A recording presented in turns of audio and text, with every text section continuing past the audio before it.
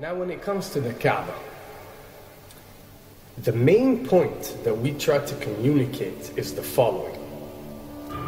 In Islam or in the Qoran, God teaches that if all mankind and if all the jinn combine to sin and move away from God, then God doesn't lose one atom's worth of His kingdom.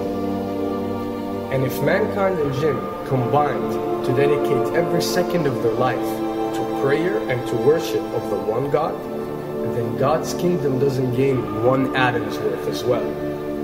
What does this philosophy teach you? It teaches you that God is not in need of you, or your practices, or your worships, or your prayers. You are in need of these practices and these worships. You are in need of God and not the other way around. If you can understand that philosophy, then you can appreciate prayers and what they are meant to do, which is basically enlighten you.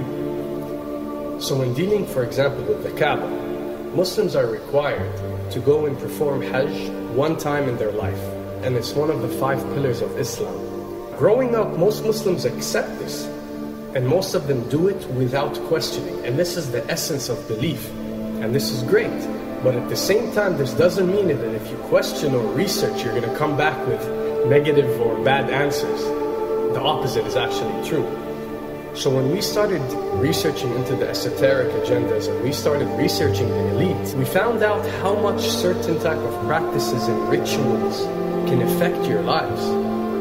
So when we went and placed this on Islam, we developed an even deeper respect for this religion and a far deeper respect for God and the Creator of us. So when you go to the Kaaba and you circle around it 7 times, the essence of this worship is not that you are worshipping a stone, or that you are worshipping a house, or that you are worshipping a Kaaba. The Kaaba is merely the focal point or the centerpiece that all Muslims have to unite and focus their energy and prayers towards in a practice that is actually worshipping God.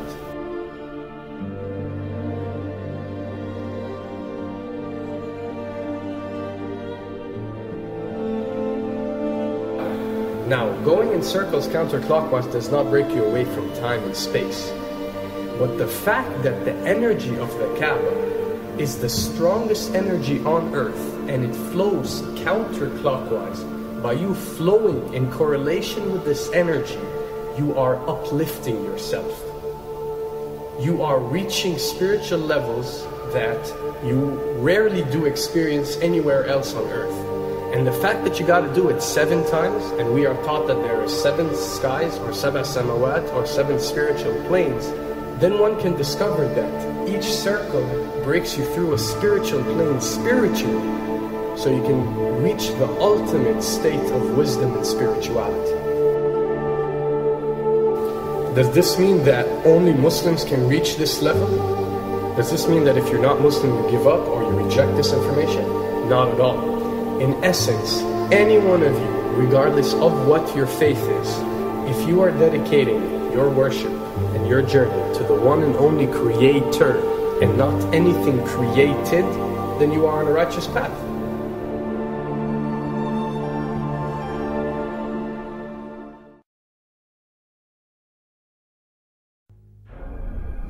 To begin with, the significance of 911. What you have to understand, and what we are trying to explain, is that when dealing with extra dimensions, or when dealing with beings from extra dimensions like jinn, for example, or when dealing with the Illuminati, or the elite, or people that follow a certain type of esoteric agendas, although me and you communicate through words and letters, they have chosen a different type of language. And this is a cross-boundary type of language. This is a language that goes across the boundaries, understood by all. And this is the language of numbers and shapes. And this is why whenever you do research about these groups, you'll find out that they practice something called sacred numerology and sacred geometry. What does this mean? It means that each number is given a meaning. Each shape is given a meaning. A meaning is communicated whenever a shape is presented or a number is presented by these specific groups. I'm not talking about random people or random groups. We're talking about specific groups that follow this type of agenda.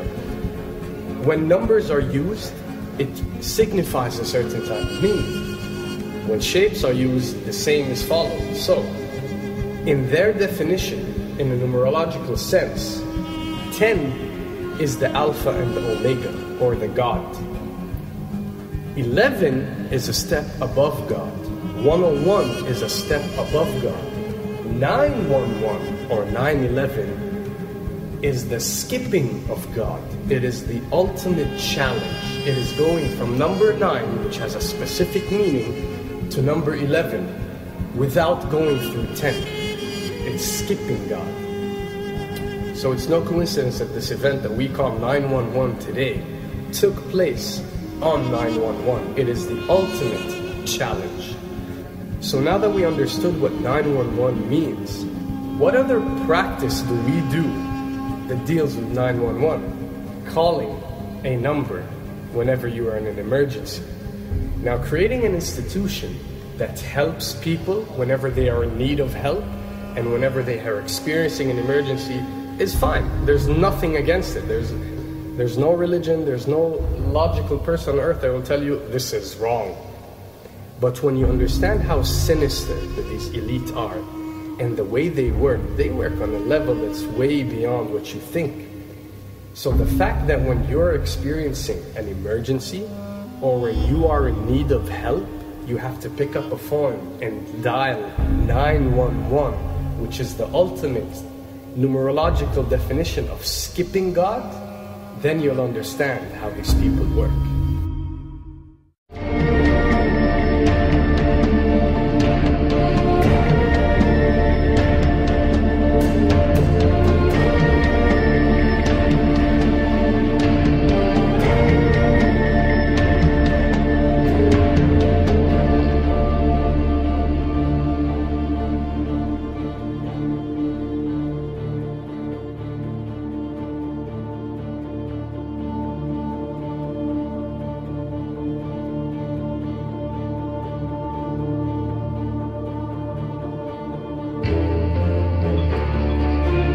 And when dealing with rituals, you will recognize that everything adds up. For something to be a ritual, everything has to be in place, everything has to be perfect.